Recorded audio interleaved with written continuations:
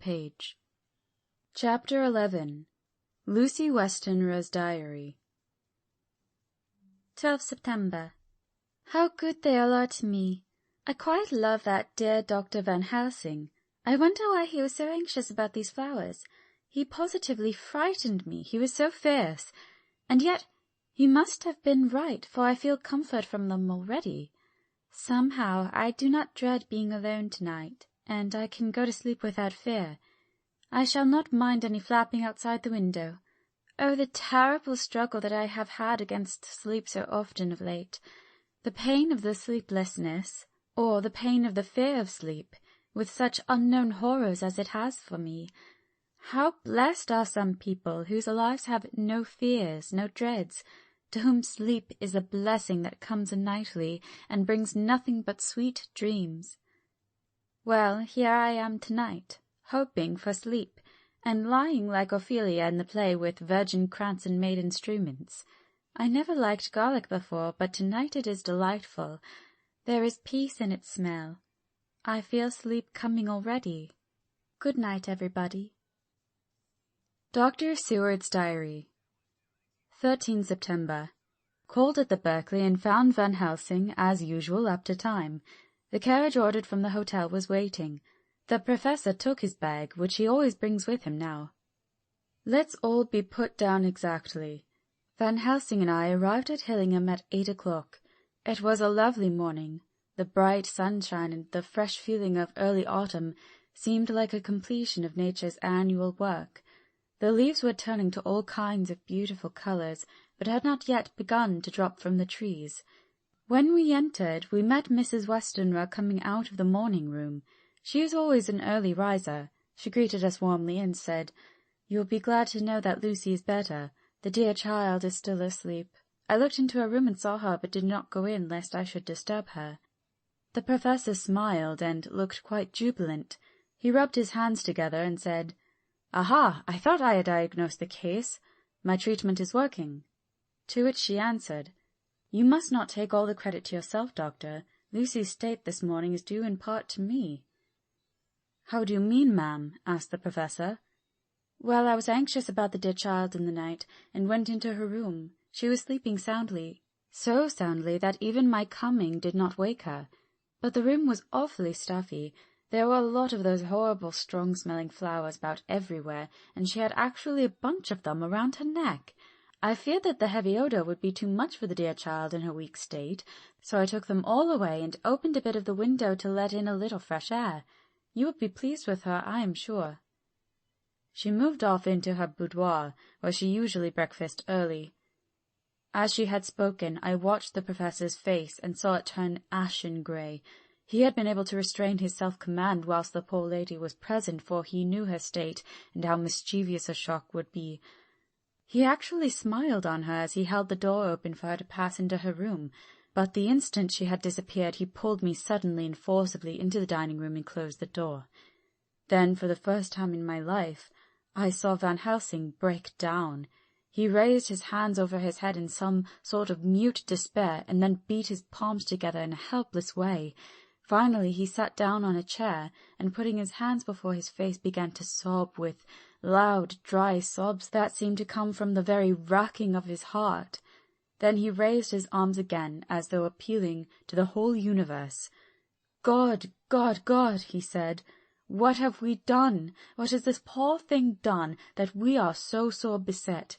Is there fate among us still sent down from the pagan world of old, that such things must be, and in such a way?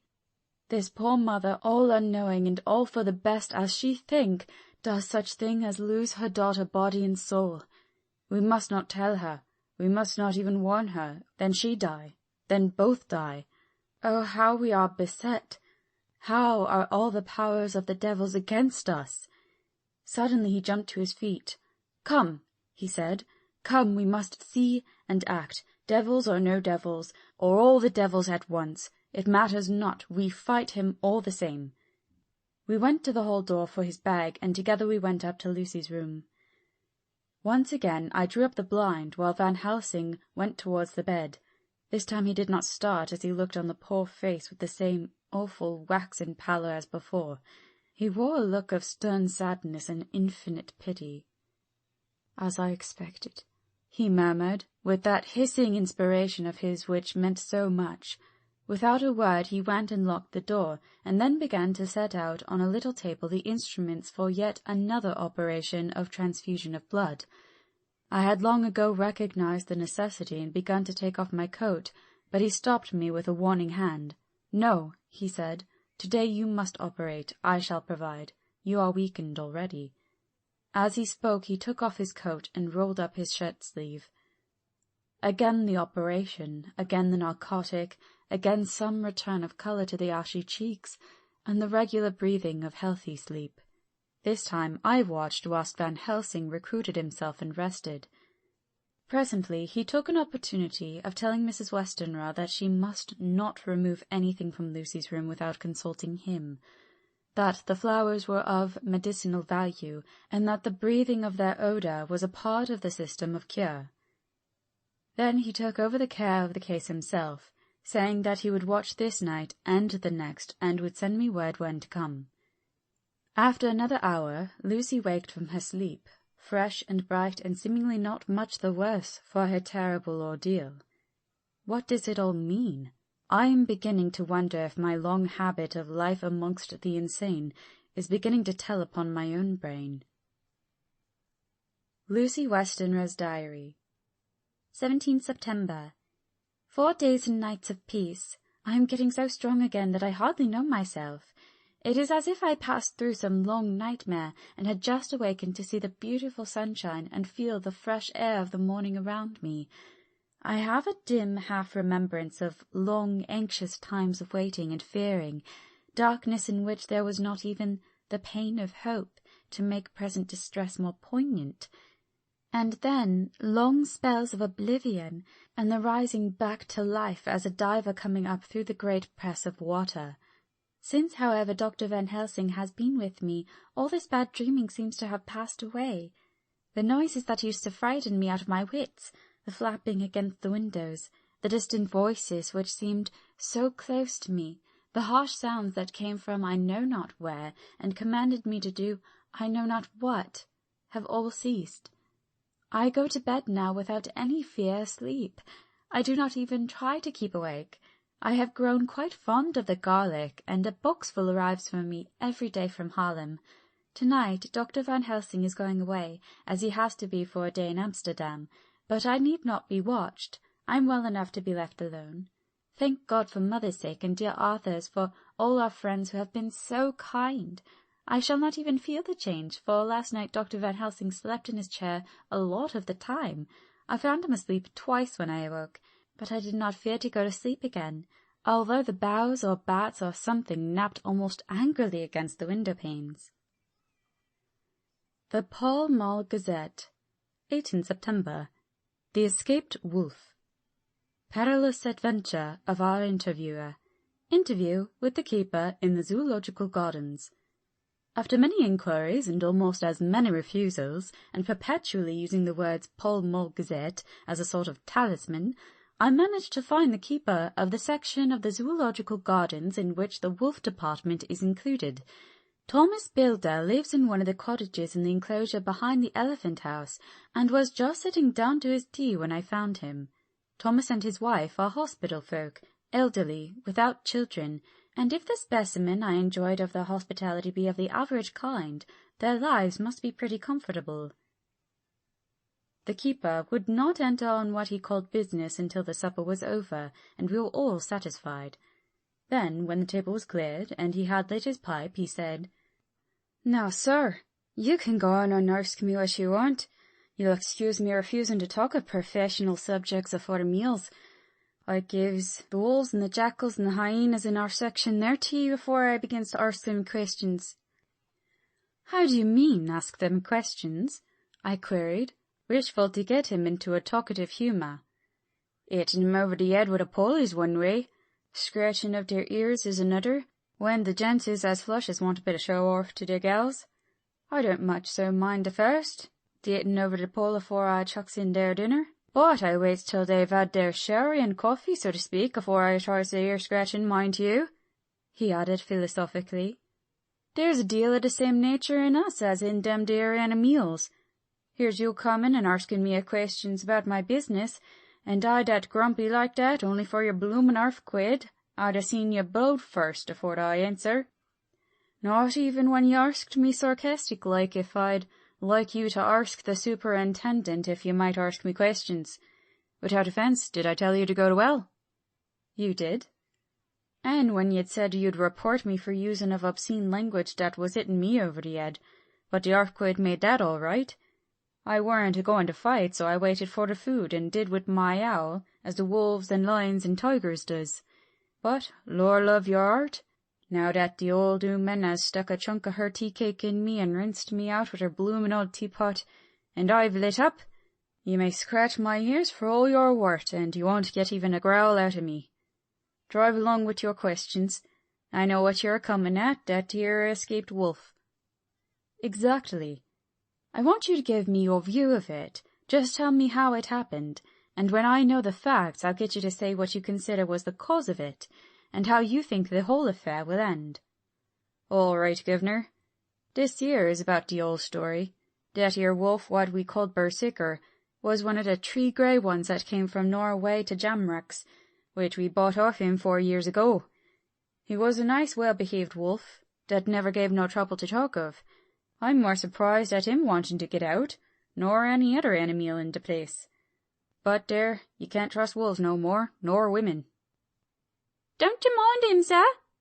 Broke in Mrs. Tom with a cheery laugh. He's got minded the animals so long that bless if he ain't like no wolf hisself. But there ain't no harm in him.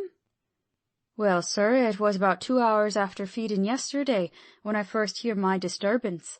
I was making up a litter in the monkey house for a young puma which is ill, but when I heard the yelping and howling, I came away straight. Terror-wise Berserker a-tearing like a mad thing at the bars as if he wanted to get out. There wasn't much people about today, and close at hand there was only one man, a tall, thin chap with a hook nose and a pointed beard, with a few white hairs running through it. He had a hard cold look and red eyes, and I took a sort of mislike to him, for it seemed as if it was him, as they was irritated at. He had white kid gloves on his hands, and he pointed out the animals to me and says, "Keeper, these wolves seem upset at something." "Maybe it's you," says I, for I did not like the airs as he give himself. He didn't get angry as I hoped he would, but he smiled a kind of insolent smile, with a mouthful of white sharp teeth. "Oh no, they wouldn't like me," he says. "Oh yes, they would," says I, imitating of him. "They always likes a bone or two to clean their teeth about tea time, which you was a begful." Well, it was an odd thing, but when the animals see us a-talking, they laid down, and when I went over to Berserker, he let me stroke his ears same as ever. That there man came over, and bless but if he didn't put his hand and stroke old wolf's ears too. "Take care," says I. "Berserker is quick." "Never mind," he says, "I'm used to him." "Are you in the business yourself?" I says, taking off my hat, for a man who trades in wolves and cetera is a good friend to keepers. "No," says he, "not exactly in the business, but I have made pets of several." And with that he lifts his hat as polite as a lord, and walks away. Old Berserker kept a looking arter him after he was well out of sight, and then went to lay down in a corner, and wouldn't come out the whole evening. Well, last night, as soon as the moon was up, the wolves here all became howling. There warn't nothing for them to howl at. There weren't no one near, except someone that was evidently a-culling a dog somewheres out back the gardens and the park road. Once or twice I went out to see that all was right, and it was, and then the howling stopped. Just before 12 o'clock I just took a look around afore turning in, and bust me, but when I came opposite to old Berserker's cage I see the rails broken and twisted about and the cage empty. And that's all I know for certain. Did anyone else see anything? One of our gardeners was a-comin' home about that time from Harmony, when he sees a big grey dog coming out through the garden edges. Heartily so he says, but I don't give much for it myself, for if he did, he never said a word about it to his missus when he got home, and it was only after the escape of the wolf was made known, and we had been up all night a-hunting at the park for Berserker, that he had remembered seeing anything. My own belief is that the harmony had got into his head."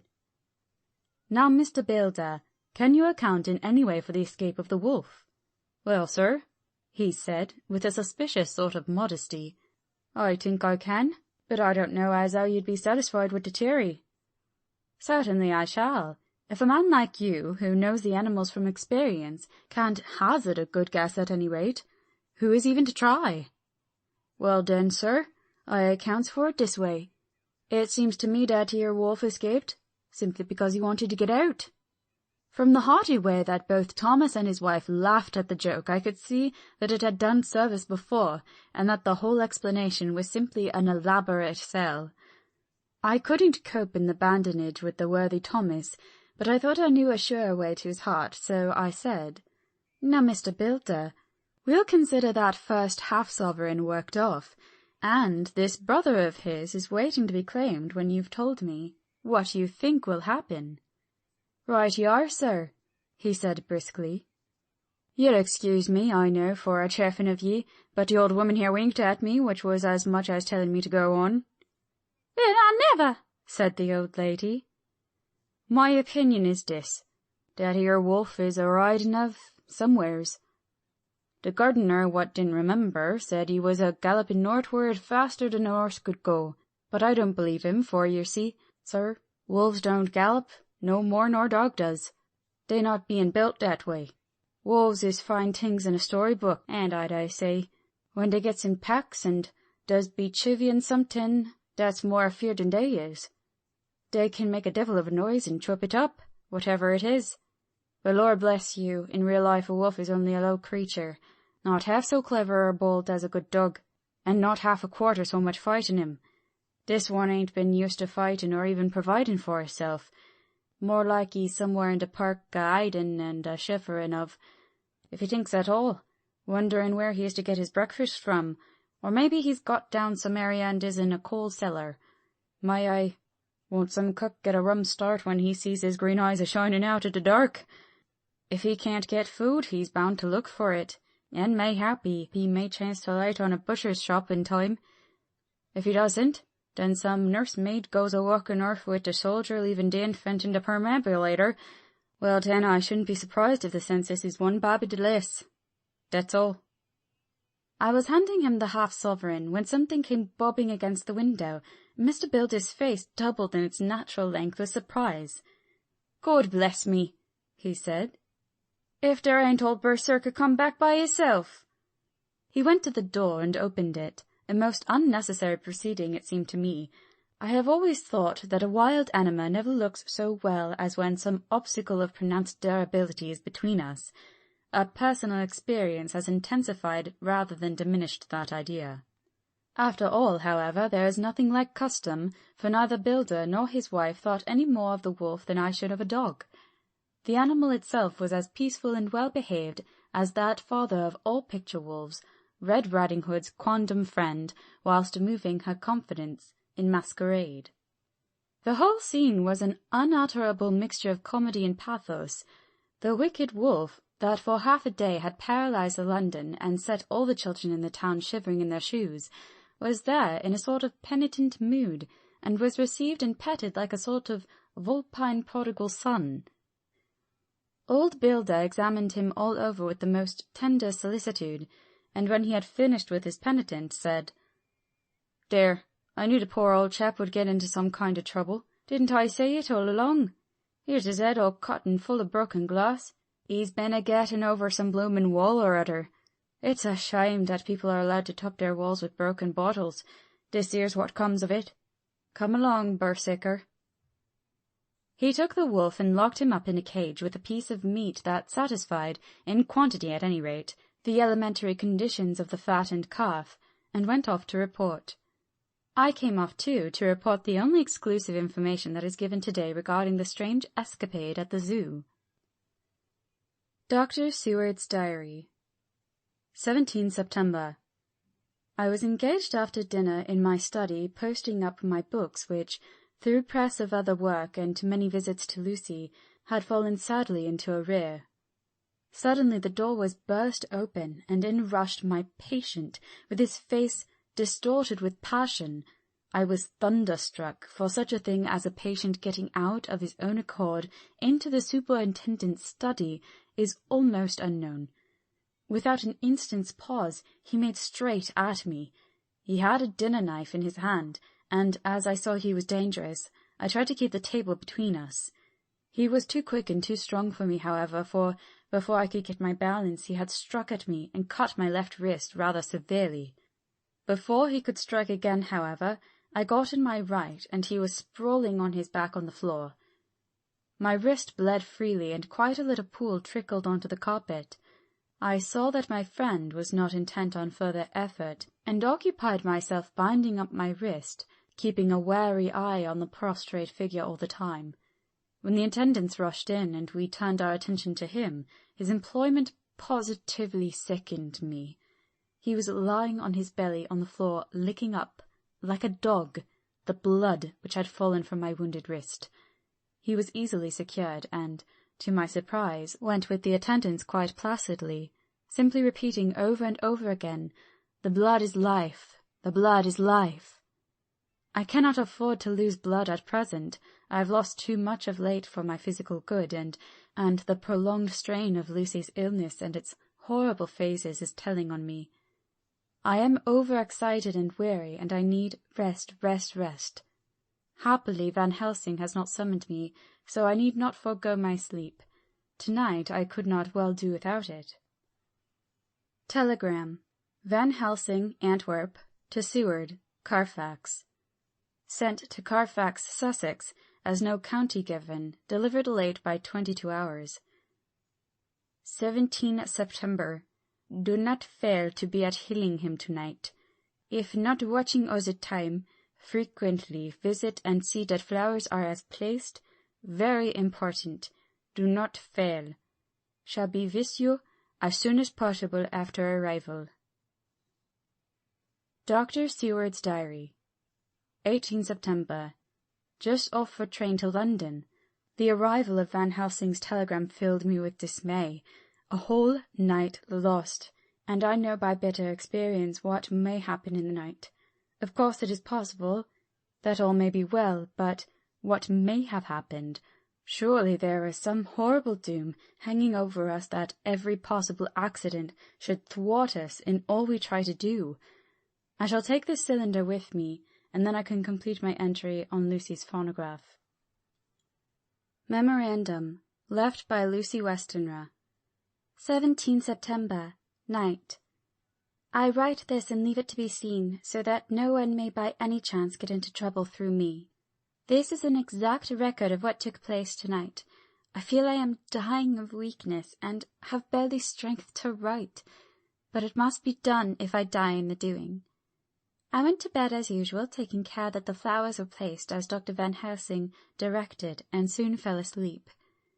I was waked by the flapping at the window, which had begun after that sleepwalking on the cliff at Whitby when Mina saved me, and which now I know so well. I was not afraid, but I did wish that Dr. Seward was in the next room, as Dr. Van Helsing said he would be, so that I might have called him. I tried to go to sleep, but could not. Then there came to me that old fear of sleep, and I determined to keep awake. Perversely, sleep would try to come when I did not want it, so, as I feared to be alone, I opened my door and called out, "Is there anybody there?" There was no answer. I was afraid to wake Mother, and so closed my door again. Then, outside in the shrubbery, I heard a sort of howl like a dog's, but more fierce and deeper. I went to the window and looked out, but could see nothing except a big bat which had evidently been buffeting its wings against the window. So I went back to bed again, but determined not to go to sleep. Presently the door opened, and Mother looked in. Seeing by my moving that I was not asleep, came in and sat by me. She said to me even more sweetly and softly than her wont, "I was uneasy about you, darling, and came in to see that you were all right." I feared she might catch cold sitting there, and asked her to come in and sleep with me, so she came into bed and lay down beside me. She did not take off her dressing-gown, for she said she would only stay a while and then go back to her own bed. As she lay there in my arms, and I in hers, the flapping and buffeting came to the window again. She was startled and a little frightened and cried out, "What is that?" I tried to pacify her and at last succeeded, and she lay quiet, but I could hear her poor dear heart still beating terribly. After a while there was the low howl again, out in the shrubbery, and shortly after there was a crash at the window, and a lot of broken glass was hurled on the floor. The window blind blew back with the wind that rushed in, and in the aperture of the broken panes there was the head of a great, gaunt, grey wolf. Mother cried out in fright and struggled up into a sitting posture and clutched wildly at anything that would help her. Amongst the other things she clutched the wreath of flowers that Dr. Van Helsing insisted on my wearing around my neck, and tore it away from me. For a second or two she sat up, pointing at the wolf, and there was a strange and horrible gurgling in her throat. Then she fell over, as if struck with lightning, and her head hit my forehead and made me dizzy for a moment or two. The room and all around seemed to spin round. I kept my eyes fixed on the window, but the wolf drew his head back, and a whole myriad of little specks seemed to come blowing in through the broken window, and wheeling and circling round like the pillar of dust that travellers describe when there is a simoon in the desert. I tried to stir, but there was some spell upon me, and dear mother's poor body, which seemed to grow cold already, for her dear heart had ceased to beat, weighed me down, and I remembered no more for a while. The time did not seem long, but very, very awful, till I recovered consciousness again. Somewhere near a passing bell was tolling, and the dogs all round the neighbourhood were howling, and in our shrubbery, seemingly just outside, a nightingale was singing. I was dazed and stupid with pain and terror and weakness, but the sound of the nightingale seemed like the voice of my dead mother come back to comfort me. The sound seemed to have awakened the maids too, for I could hear their bare feet pattering outside my door. I called to them and they came in, and when they saw what had happened, and what it was that lay over me on the bed, they screamed out. The wind rushed in through the broken window, and the door slammed to. They lifted off the body of my dear mother, and laid her covered up with a sheet, on the bed after I had got up. They were all so frightened and nervous that I directed them to go to the dining-room and have each a glass of wine. The door flew open for an instant and closed again.